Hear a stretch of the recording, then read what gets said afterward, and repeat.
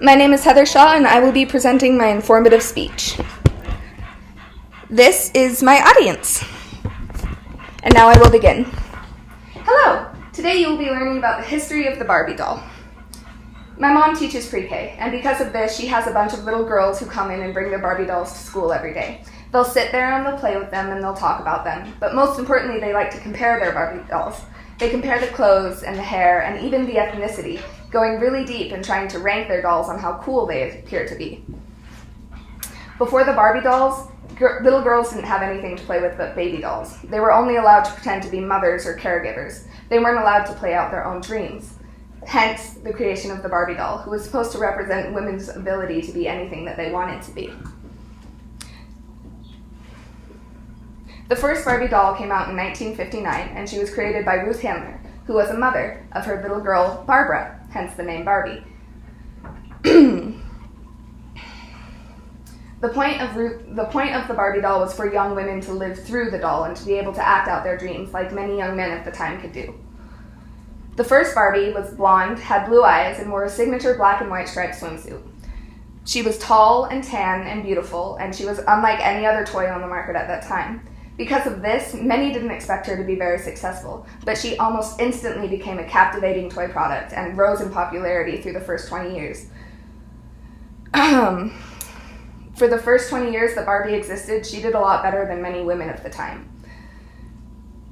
She became a feminist icon today, and there's much discussion over her, according to the Tiny Shoulders, the documentary about Barbie. To understand the impact Barbie made, we must first go understand a little bit about her and the dreams she represented. In 1950, women could really only be homekeepers. They had other jobs like teachers, nurses, and office workers, but they didn't have a lot of options. Barbie had her first dream house come out in 1962, way before many women could open their own bank accounts. She was an astronaut 4 years before Neil Armstrong stepped on the moon. Christy, the first black Barbie doll, came out in 1968, and by 1980, the first black Barbie, who was actually named Barbie, came out. The dream house today is represented at $16 million, and Barbie's signature Corvette is $125,000. She has held over 108 jobs in her lifetime, and she has become the role model for many young women. Today, there's been over 1 billion Barbies sold since 1959. And her popularity boom has continued to increase since her beginnings. Women are beginning to follow suit now with Barbie. They took up their own steps and they started following her into different careers. When Barbie became a CEO, soon women could too. When Barbie became a rock star, soon women could too. She has been able to represent the dreams of many young women for over 50 years. Now that we've seen where she started and why, we can see how she is impacting the world today. In the last 10 years, Barbie has done a New York runway show in 2009 and was able to walk the market with many different outfits, collaborating with many different fancy designers, and she is still doing so today. She now has an Instagram account, a YouTube vlog channel, and a hashtag More Role Models campaign, in which Barbie is trying to make more role models of the modern day woman, including more ethnic diversity and more educational opportunities.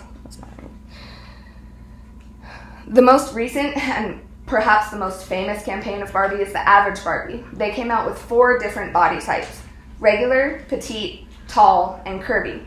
This is an attempt to allow Barbie to teach women that it's okay to be different shapes. It's supposed to allow Barbie to represent more different women in the workforce and allow Barbie to represent more different women in general. However, there's been a bunch of backlash on this, and the Barbie's New Body campaign has not been very successful. People think it's an underhanded scheme, and they don't think it will be very popular.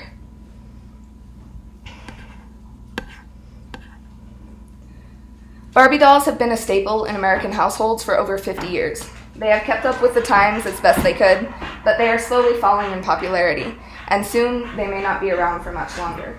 Barbie, the company, Mattel, is attempting to revamp Barbie. Hopefully their next attempt will be better than the Average Barbie doll success. Barbie is a doll, but she was supposed to represent much more than that. She was supposed to represent freedom for women and the advancements of women equality in the workforce. Thank you for coming to my speech, and this is my audience.